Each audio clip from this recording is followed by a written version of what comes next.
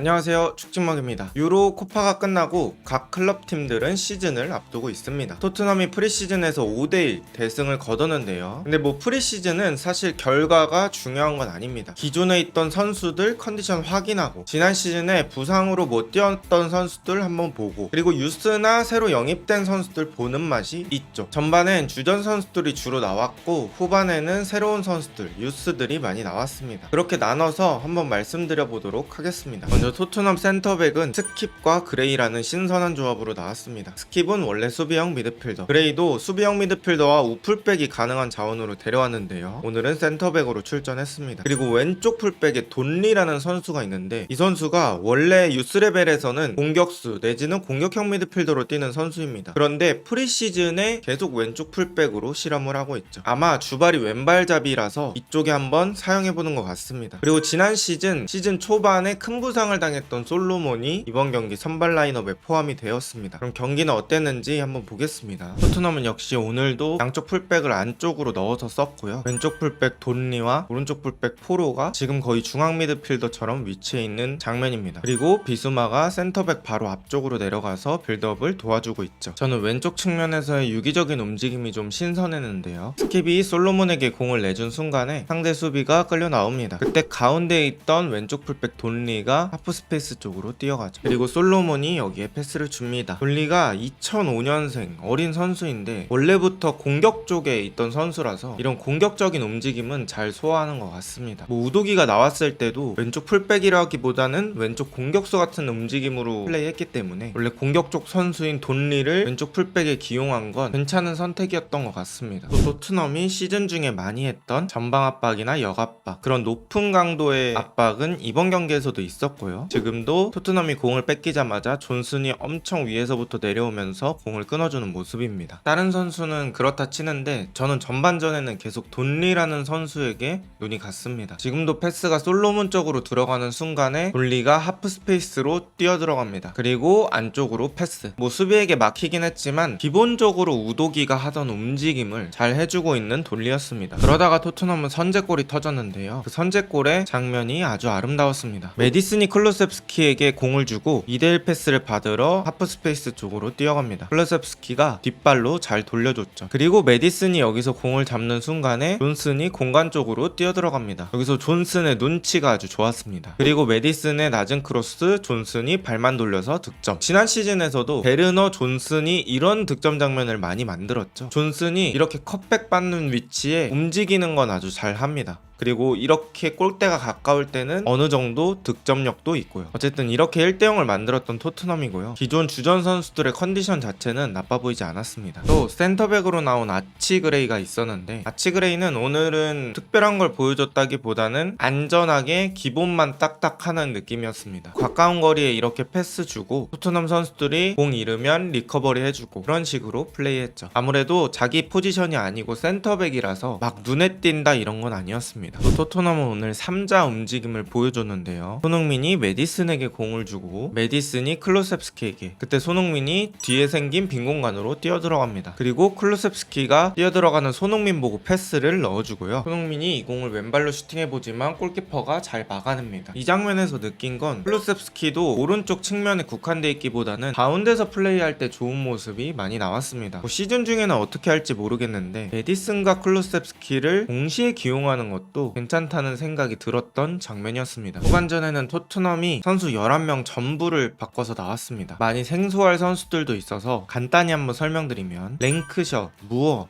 타이리솔, 맥스롭슨, 이 선수들은 토트넘 아카데미 선수들입니다. 나이대는 뭐 2007년생, 2005년생 이런 선수들이 주를 이루고 있고요. 우리나라로 따지면 고등학생 정도라고 보시면 될 것 같습니다. 그리고 두 번째 그룹은 지난 시즌에도 많이 주전급으로 활용되었던 베르너와 에메르송이 있었고요. 그리고 세 번째 그룹은 알피디바인, 베리발, 스펜스, 필립스입니다. 이 선수들은 1군 스쿼드에는 합류했지만 이제 주전을 도전해야 되는 입장이고 선수이고요. 베리발은 영입 확정은 좀 예전에 됐지만 이번에 본격적으로 토트넘에 합류했습니다. 그리고 오른쪽 풀백 제드 스펜스 역시 여러 군데에 임대 다니다가 이번엔 토트넘 스쿼드에 합류했습니다. 자, 많은 분들이 베리발을 궁금해하실 것 같은데요. 제가 느꼈던 베리발은 상당히 도전적인 플레이어였습니다. 안정적으로 실수가 적은 것에 초점을 두기보다는 조금 실수가 나오더라도 과감하게 플레이하는 스타일이었고요. 이 장면을 보시면 포켓 공간 안쪽으로 들어가서 공을 받아주고 돌자마자 오른쪽에 있는 무어에게 공을 밀어줍니다. 그리고 무어가 이 공을 잘 잡아놓고 반대편으로 슈팅하며 득점을 성공하죠. 지금 장면처럼 베리발은 상대의 밀집 수비 속에서 포켓 공간으로 들어가서 공 받아주고 앞쪽으로 전진하면서 오른반을 해줄 수 있습니다. 그리고 기본적으로 터치나 기술적으로 좋은 선수이기 때문에 창의적이고 도전적인 장면은 충분히 더 나올 여지가 있어 보입니다. 또 이렇게 센터백 사이로 내려와서 공을 받아주는 움직임도 있었습니다. 뭐 이런 건 좀 비수마랑 닮았죠. 어쨌든 후반에 가장 공을 많이 잡는 것 같은 선수는 베리발이라고 느꼈습니다. 기본적으로 자신이 공을 받고 플레이하는 걸 좋아하는 것 같았습니다. 또 한 명의 눈에 띄었던 선수는 오른쪽 풀백 스펜스입니다. 이 선수는 2000년생이고 여러 팀을 임대 갔다 와가지고 완전 유스 레벨은 아닙니다. 2000년생이면 나이가 이제는 20대 중반이죠. 그런데 포로만큼은 아니더라도 충분히 오른쪽 풀백으로서 경쟁력이 있어 보였습니다. 지금 장면에서도 베르너가 안쪽으로 특유의 시그니처 땅볼 크로스를 넣어주고 스펜스가 태클하면서 득점을 마무리합니다. 오른쪽 풀백이 여기까지 올라왔다는 게 또 포스테코글루 축구의 특징이라고 할 수 있겠죠. 결국 포스테코글루 축구에서 풀백은 오버래핑하고 그런 클래식한 풀백의 움직임이 아니라 가운데서 얼마나 잘할 수 있느냐가 중요합니다. 그런 측면에서 봤을 때 뭐 스펜스도 나쁘진 않았습니다. 원래는 직선적인 움직임을 즐겨하는 선수라서 클래식한 풀백의 오버래핑 이런 게 맞긴 하지만 오늘 경기 가운데로 들어오면서 공격 포인트도 꽤 생산해내는 장면들이 있었습니다. 그래서 토트넘은 5대1로 대승을 거뒀고요. 뭐 승리나 스코어 이런 것보다는 오늘 눈에 띄었던 선수 3명에 대해 언급하고 싶습니다. 첫 번째는 2005년생 왼발잡이 제이미 돈리입니다. 아까 말했듯이 공격형 미드필더, 중앙 공격수 뭐 이렇게 플레이하던 선수인데 왼쪽 풀백 자리에 나왔고 어차피 토트넘에서 왼쪽 풀백은 공격적인 역할을 많이 하기 때문에 공격진에서의 플레이는 우도기가 하던 움직임이 자주 나왔습니다. 하지만 하츠가 공격을 했던 장면, 그러니까 상대팀이 공격을 했던 장면은 많지 않아서 돈리의 수비력이 어떤지는 체크 한번 해봐야 될 것 같습니다. 어쨌든 제가 생각했을 땐 전반전에서 가장 눈에 띈 선수 중 하나였습니다. 그리고 후반전에 나왔던 베리발 역시 공을 잘 다루는 유형의 선수 중에 하나입니다. 기술적으로 상당히 뛰어나고 그리고 포켓 공간 같은데 잘 들어가서 공을 받아줄 줄 압니다. 다만 가끔씩 패스 미스가 나오는 경우도 있고 상대방이 압박이 그렇게 세지 않아서 프리미어리그 레벨에서의 압박도 견뎌낼 수 있는지 그런 건 지켜봐야 될 것 같습니다. 그리고 제드 스펜스라는 선수가 나왔는데요. 이 선수는 오른쪽 풀백으로 뛰었는데 가운데로 들어가서 플레이하는 것도 꽤 괜찮았고 물론 주전 자체는 포로가 할 것 같지만 서브로 봤을 때 결코 나쁜 자원은 아니다